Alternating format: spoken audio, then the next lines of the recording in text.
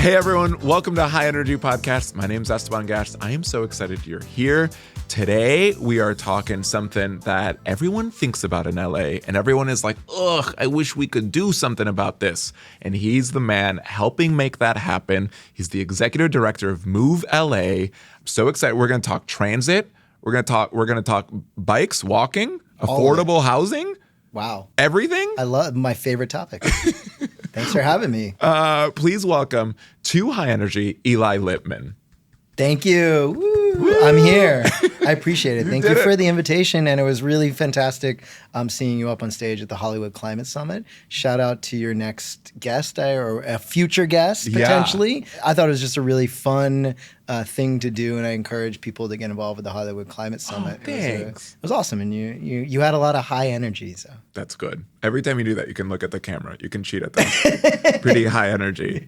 It's maybe they have like one of those, maybe the folks who are producing this have like one of those, bingo cards. And every time I say, we send all the listeners a bingo card. Oh, that would be smart. Okay. Yeah. Okay. So send us your address to get a bingo card. Thank you. Thanks for saying that. It feels suspiciously like I asked you to. Now I'm embarrassed because you just started being like, by the way, Esteban, great work. I told you I'm good at this. I know what I'm doing. Well, let's talk transit. Let's talk transit. I'm curious. The first general question is like, this sounds so silly, but from like, we're just starting off, like, why is talking about transit in Los Angeles, a famously auto-first city, right? Like people are kind of like the highways. Like, why is talking about transit and the way that we think about transit, why is that important in a city that maybe stereotypically people think is like addicted to cars, whatever, we're never going to change? Yeah, no, what I love about Los Angeles is the ability for this city and its people to change its culture dramatically. And, people view Los Angeles as kind of, if you were to stereotype Los Angeles, it's kind of three things, right? It's Hollywood, it's palm trees, and it's traffic, right? That's what we're known for. And my vision and my goal in the work that I do is to really dramatically change that perception, that last perception about the traffic. The others, we can debate about palm trees. I'm sure we all want to keep Hollywood here. But, my goal is to really have people, both the way that we as Angelenos view ourselves and the way that we get around, but also how the world views us. And I actually believe that we are at this incredible tipping point right now in 2025. Just 2 months ago, we opened this amazing conversion of a rail line into an active transportation corridor, 5.5 miles in South LA. Truly sort of transformative project. And then a month ago, or just a couple weeks ago, we opened up a $900 million transit center at LAX that connects 2 rail lines. And soon with the People Mover, we'll get you directly into LAX on rail, which is a huge shift in the way that people think about LAX and Los Angeles. And literally, in the next couple of months, LA Metro, and I don't work for LA Metro. We are an advocacy organization. We can kind of talk about what that means. But LA Metro will open up an extension of our subway line to Beverly Hills. Like you will be able to go from downtown, right where we are, right in this building, to Beverly Hills on a subway in about 15 minutes or less, which you cannot do at 3 a.m. if you hit all of the green lights in your car. You cannot even do that at 3 a.m. Like we will be able to beat the speed of a car with this new subway line. And then it keeps going. It's going to go to Century City and then to Westwood, and that's going to be phenomenal. So. That's so good. All this, it feels like it's obviously been brewing for so long, but it feels like it's all been happening recently. Yes. Is there a reason? Because 100%. Right when you took the reins of Move LA. It was obvious. Absolutely. No. I have to give credit to the founder of Move LA, Denny Zane. He was the lore of the story was that he was stuck on Pico Boulevard heading east in the afternoon and was like, what is all this traffic? And there was a story on NPR saying that, they had this 40-year plan, to build all these new train lines and transit lines and bus lines, but no money to do it. And he's like, oh, that's a big problem. So he brought together business leaders, faith leaders, community leaders, environmental leaders, and labor leaders, sat them down and said, hey, what can we do? And that was the formation of Move LA and our initial advisory board. We had a conference to talk about it. And within a matter of months, The state basically gave authorization to LA Metro, which is our transit agency in LA, to go to the ballot in 2008. And during the height of a recession, Angelino said, yes, we will tax ourselves to fund public transportation in LA County. And that was the first ballot measure that passed. And that really, like, not only did people look at us and be like, wait, did that just happen? Because not more than 2/3 of people voted for that measure. Wow. And in LA County. What do you think was the secret sauce there? That it was like bringing people together? That was part of it. And that's the secret sauce of our organization, is the ability to do big stuff. That's kind of our motto, is, fortune favors the bold. And it was a really bold idea at the time of like, hey, let's do this half-cent sales tax measure. It hadn't been done in decades. People didn't think it was possible to pass for public transit. And we brought together the business community and the labor community, who typically are at odds with each other, but they agreed on this because there were so many jobs inherent in it, and it was great for business in Los Angeles. And then the environmental community obviously saw the climate benefits. And so it's like this secret ability to like bring these stakeholders together to do something big. It was also just the time, it was like the traffic was mind-numbing at the time, and people were like, we can't get out of this. Like, how do we get out of this? And I'm gonna blow your mind with two statistics. You ready? Yeah. So LA County now has the world's longest light rail line. It is 49 miles, and we're about to add 6 more miles to it. So it's gonna be it is now and will be the world's longest light rail line. We beat out Switzerland. That's number one. Number two is we have the second highest ridership in the United States right now. No way. Over 1 million rides per day.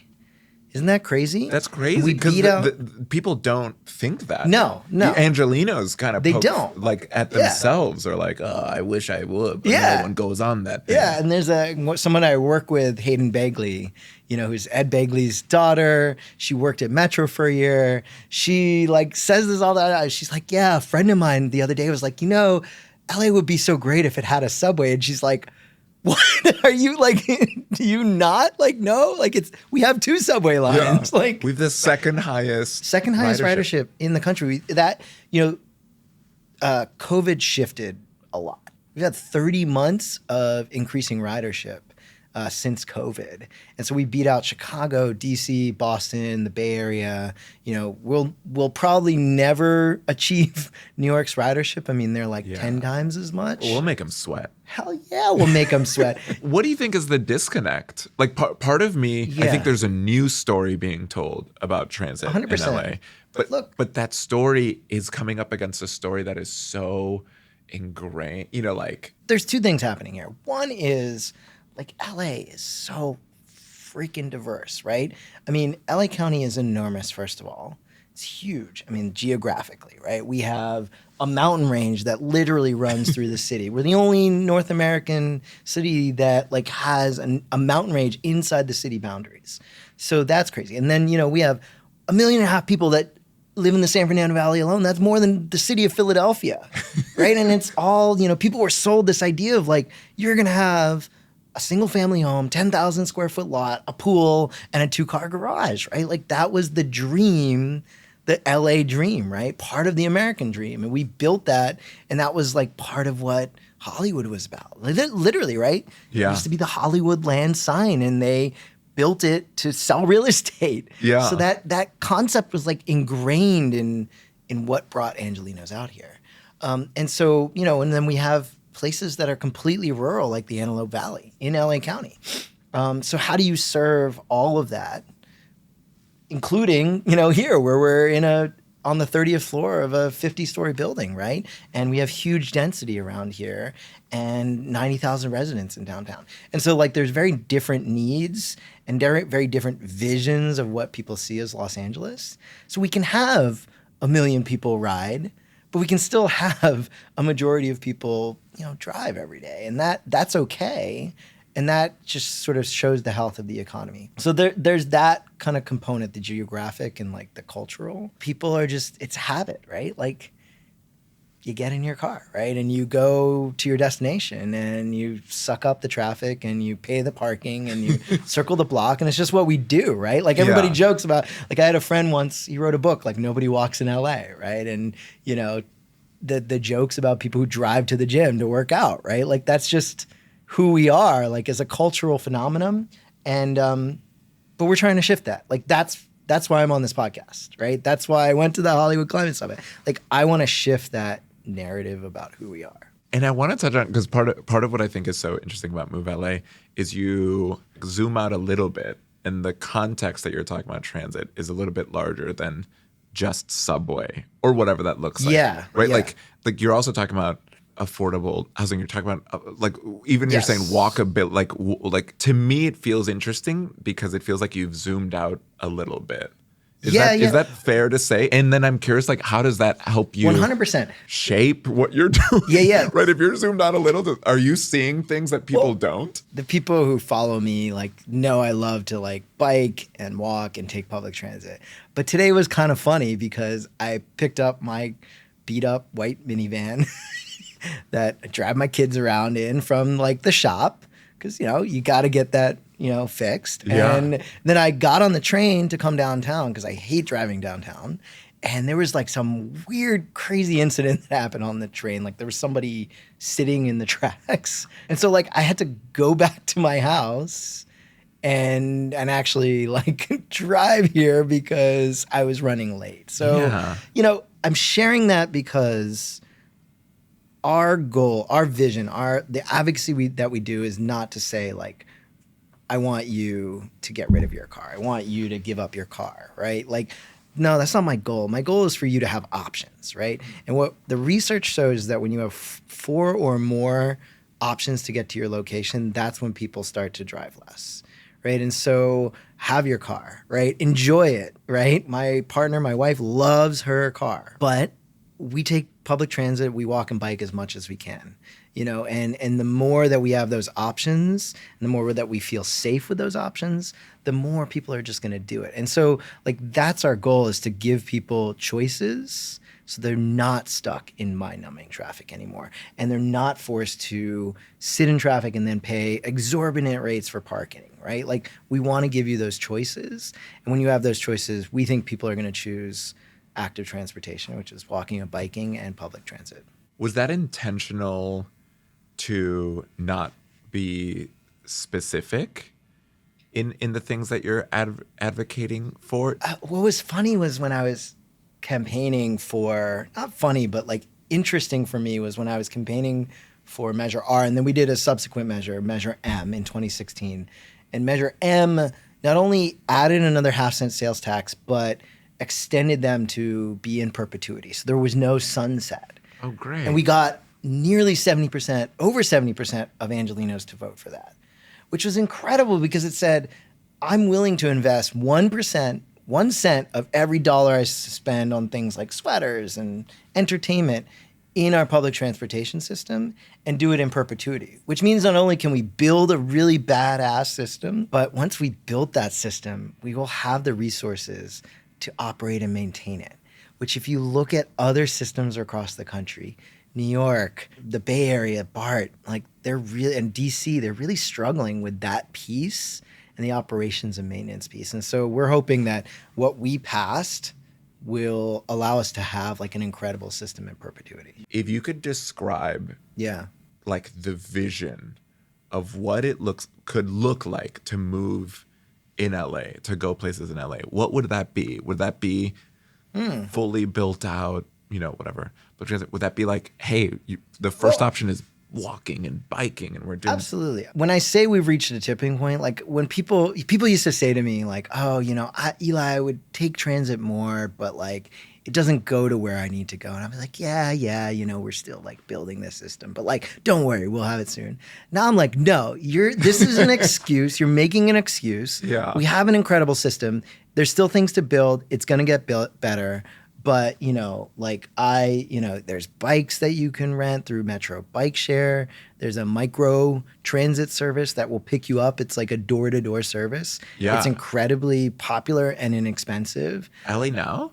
Is that the That one too. There's two of them. It's called Metro Micro and LA Now. Yeah. You know, we've got the Dash system downtown. We've got Commuter Express, which is this great like longer distance. They're like coach buses. They're really nice, plush seats. And then we have, and that's not even talking about the rail system and, you know, improvements to walking and biking as well. So, you know, plus, I like taking the buses as well because, you know, I can listen to my music, I can get my emails done, it gets me to my destination. And most of the time, you know, I'll make an assessment, I'll take a look and I'll be like, okay, well, I can drive to this station, park, take the train, or I can bike to the station, take the train the longer distance. Like I think people make this assumption that it's like one mode that you have to use. Like if you're on rail, you're just going to be on rail. That's not the case. Like you can drive to the station, bike to the station, walk to the station, and then take it for the longer part of the distance. And then when you get there, you know, if you're in downtown, you have all these different options, right? Dash or Metro Bike or the bike share or just take a scooter, right? Like there's so many different options. And so what we're encouraging is just planning to use multimodal. It almost feels like the vision we're working towards is like choice. Yes. It feels like there's so many choices. Yes. That now maybe what initially felt like freedom of the car is now restricting freedom. Oh my gosh, the perception is that's the only way for me to go places. And the thing that maybe you're challenging Move LA is like, what if you had so many choices to go see your friends? 100%. And we feel like when you talk about freedom, because we talk about that a lot as transit advocates, you kind of feel like, you know, those vegans are like, you got to do vegan, right? Like, and, you know, and most people are like, no thanks, right? Like it's, you know, and that's kind of the transit, like, evangelist world. Like we're really like hardcore about it. But if we're going to convince the rest of the population to do that, make that choice, like the idea of freedom and not being tied down to this like 5,000 pound hunk of metal, which you have to find a parking space for and fill with gas or charge up, right? You know, there's some freedom in that. And being able, you know, I mean, you're not supposed to be even looking at your phone for like mapping, touching your phone for mapping now. Like being able to just like chill out, take a nap, listen to music, listen to podcasts, write an email, do your socials, you know, do your doom scrolling, you know, right? Like, and not feel as if like you're doing something illegal or very dangerous. That's the other thing. I don't like sharing statistics because they're not great for storytelling. But last year but this one's important. Last year we had more traffic fatalities, people being hit and killed, than we had homicides in the city of Los Angeles. Oh my goodness. Yeah, so we have this epidemic of traffic that is killing people, and let's connect it with the climate. Why do I do this work? Because I want a future like for my kids. And when I say you have choices, what I'm talking about is zero emission choices, right? Like that is our ultimate goal. Not only for climate health, because, you know, our planet is dying, but like our air quality, right? We have really awful air quality. And most of that is driven by transportation. So California, 40% of our emissions comes from transportation. It is the big kahuna, the 800-pound gorilla, and 10% of our total emissions comes from oil refining, right? And the stuff we put in our cars and trucks and buses. So if we're going to address our climate crisis, we have got to get out of our cars. And here's the crazy, you know, reality. So the state of California came out with this plan that said this is how we achieve, you know, net zero emissions by 2045, which is the state's goal. And, you know, this is how much we're going to get from everybody getting into electric cars, right? By 2035, no more gas cars are sold in the state. To stay on track, we have to achieve 3 times as many emission reductions from people driving less. So that means that all of us, every single Californian has to drive on average or reduce their driving on average by 25% by 2030, which is 5 years away, right? When they came out, this was 7 years away. Oh, that's not a lot of time. Now it's even less. But at first I was like, whoa, that's going to be impossible. But then I thought about it as like everyone was to just say 1 day a week or 1 trip a day, I'm just going to leave my car home and choose one of these other modes, walking, biking, taking public transit. then we actually are on target for that. And so, it's kind of like this idea of like meatless Monday, right? Going back to the vegans. I was about to say. Right, like we need a transit Tuesday or a transit Thursday where people are just encouraged and really focus that one day. If they care about the climate, if they care about the climate, and the Earth's health, that is the day where I'm just going to leave my car home. You were instrumental in making sure LA Metro's Go Pass stayed in effect, and it continued doing its thing. And if listeners don't know, Go Pass provides fare-free transit for 1.3 million K through 12 and community college students in LA. And I love that. I love that for so many reasons, because fare-free transit for young people feels like a no-brainer. But also these are young people then who are like getting familiar and overcoming their fear of, or if they haven't been on transit before or anything, right? It's an accessible way to be like, hey, this is what it looks like to be on the bus. And you can do it. My wife, who's a high school teacher, was like my biggest helper and advocate on this because, once we established the pilot program, she was like the one handing them out at her school site. And I was like so grateful because she helped to kind of like work out all the, the mechanics of it. And then, it's great to be able to take transit with my kids and not have to pay. Now, my family can afford it, but, you think about a family of 4 or 5, who's low income, earning very low wages, and you take that burden of them not having to pay for their kids off of their plate, and that's a game changer, right? I mean, the second highest cost for most families is transportation, right after housing, and we can talk a little bit about housing, but like taking that burden off that family was huge. And we thought, I studied marketing, and what's the best way to like get somebody to like buy something is to give them a free trial, sample. Right? So it was a ridership program, particularly after the pandemic. And, they don't have access to the car either because they don't have a driver's license or they don't have the money. And so we thought this is a great program, and we were able to establish it. And what's incredible about it is so cost effective. I mean, literally, it costs the transit agency for these hundreds of thousands of students now who are riding, less than $25 million a year because, once you issue these cards and they get money from the school districts, so the school districts pay a little bit of money. It's like $7 per student per year, which is incredibly affordable to be a part of this program. And then all of the students are eligible to get it. It's almost, we like to consider it like transit insurance. Yeah. In the same way like health insurance kind of covers everyone, and there's super users who use it all the time, and then there's people who never use it, but they sort of, they make the cost less for everybody. What an amazing program. Yeah, we love it. We don't, we tried to do it statewide. I have this crazy idea. I want an alternative to the driver's license, where if you commit for like a decade not to get a California driver's license, then you can ride transit any line, anytime throughout the state of California on any system for free.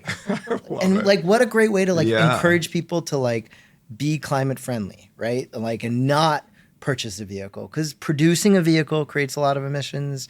Operating a vehicle, even if it's a zero emission vehicle, produces pollution from brakes and from tires. And you're all about bold ideas. Hell yeah. Kind of your thing. There's a few more questions. And then we have questions from people who submitted questions.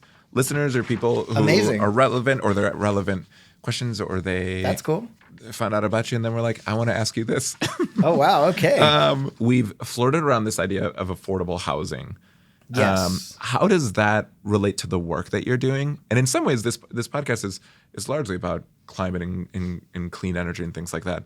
So how does something like affordable housing connect? Can you connect that for us 100%, to climate and clean energy? It's actually very close nexus. So we got interested and engaged in affordable housing as Move LA because the very people that we were building the transit system were no longer able to afford to live next to the transit system. They were being pushed out, right? It was getting too expensive, in LA County, and they were either leaving the county or leaving the state. And so we realized that if we were investing all these dollars in our transit system, we also had to invest dollars in affordable housing near the system. Now, why is that key?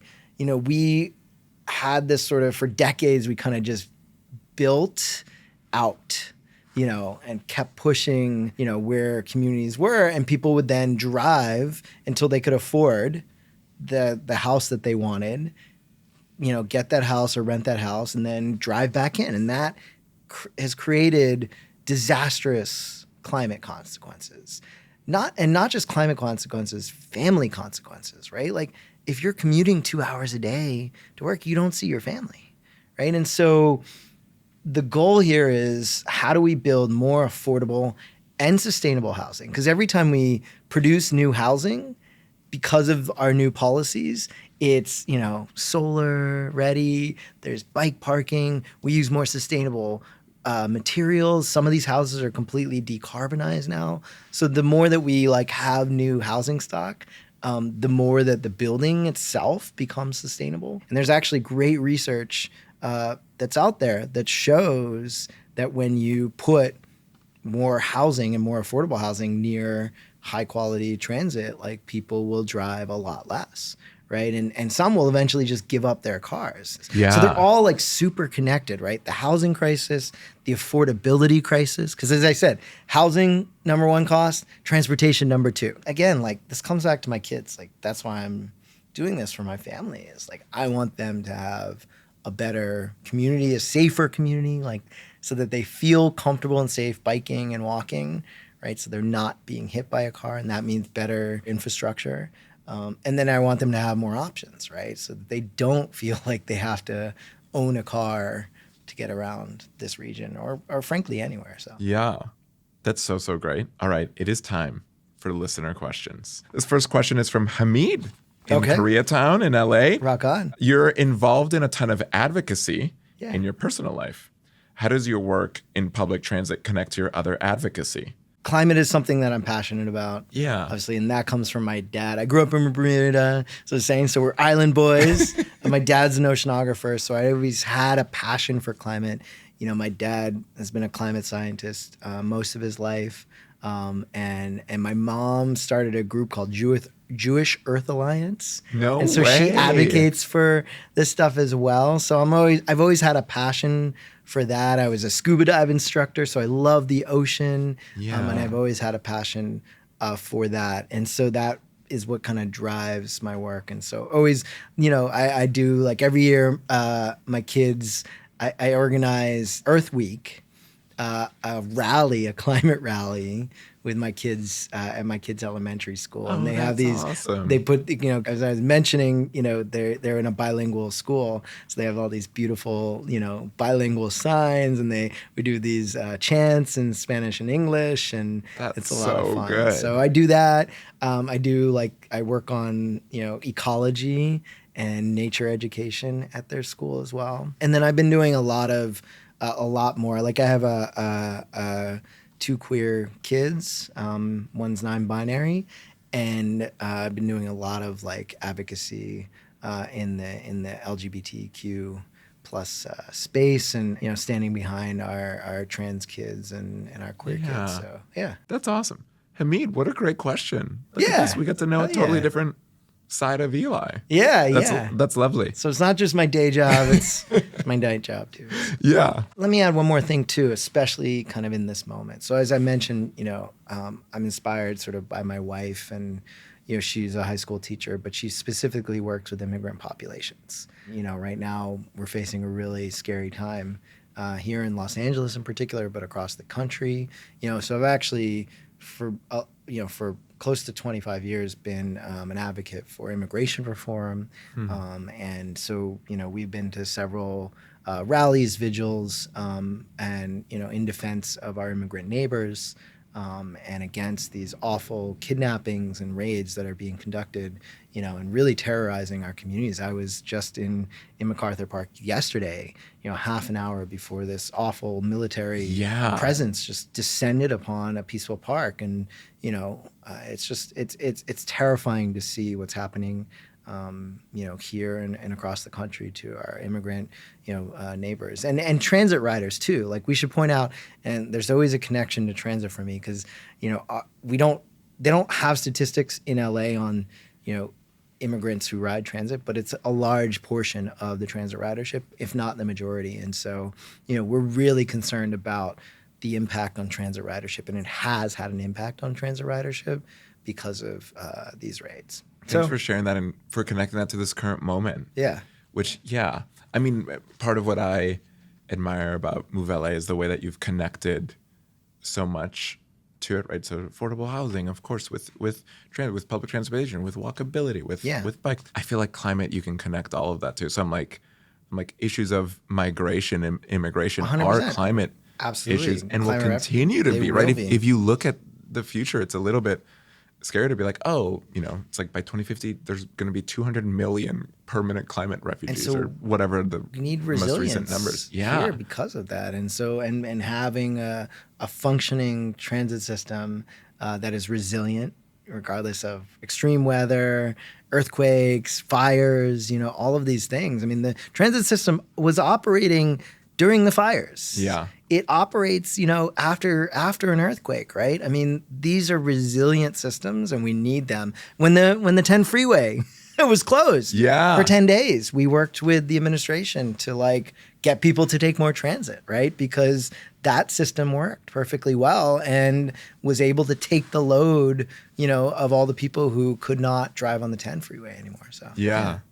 That's great. This is the last question of the podcast. Oh, boy. It's a listener question. Here we go. Okay. It's from Isabella. Okay. And they read your bio. I saw you were born in Bermuda. Oh, dang. This is a great place to end. Is there anything you learned there that you apply to your climate work here? Yeah. How is being born, raised? I wasn't born in Bermuda. I was born in the States. Okay. But I moved there when I was 5 and spent my formative, went to high school, wore Bermuda shorts, rode a moped, was a scuba dive instructor. Oh, you were in it. All the island things. Listen to reggae music a lot. But yeah, I mean, we had a fun, Bermuda's fascinating too. They had a rail system called the Bermuda Rail System that they pulled out and shipped out and replaced with a pretty decent bus system. I mean, there's literally 3 roads in the entire island. It's the size of Manhattan, 21 square miles. And it's called the Pink and Blue because the buses are painted pink and blue. They're very cute. Oh, that's fun. They just went completely electric, which is really awesome. Yeah. Yeah, very cool. I don't know. I mean, I've always sort of been an advocate. I've always loved the ocean. And wanted to be near the ocean. And it's always given me sort of solace and, just calm. And, I love to sail and scuba dive and all that stuff. So, very different than where I am now. And I never was an urban planner or anything. So I kind of just, I was invited to be on the Move LA board and did that for 7 years before I was asked to work on the Measure M campaign in 2016. And so, here I am running the organization. I love the work. I feel very lucky to be the executive director, to have the staff that I have, to work with the people that I do, and to really know that I can do this work and, be able to create a legacy for Angelenos, for my kids, for my family that I can see, right? I can go and use that system. I can ride that bike, lane. I can ride that subway. That we advocated for, that we helped to fund through our ballot measures, that are now funding. I mean, it's $4 billion every single year in LA County for affordable housing, public transportation, tenant protections, and homeless services. That's incredible. And to know that I've been a part of that work is I feel very, very lucky to be doing that and to say I'm doing something for the climate. So. Oh, that's so good. Yeah. Eli Lipmen, thank you so much for being here on High Energy Podcast. High Energy Podcast. For everyone tuning in, thank you for tuning in. It means so much if you leave a review, if you subscribe, if you tell your friends and family, if you listen to this next time you're on the bus or on the subway or biking. Biking might be tough. You should pay attention to the world around you. But still, hey, you're doing it. All the resources we talked about are going to be linked. So go below, click some links, check it out. And we love questions. These were great questions. High Energy Podcast, hello, HI Energy Podcast at SoCalRen.org. Send questions there or reach out, honestly, for anything. Just reach out. Say, hey, how are you? Thank you for listening to High Energy. Together we can make a real difference. We'll see you next time. Thanks, Eli. Thank you.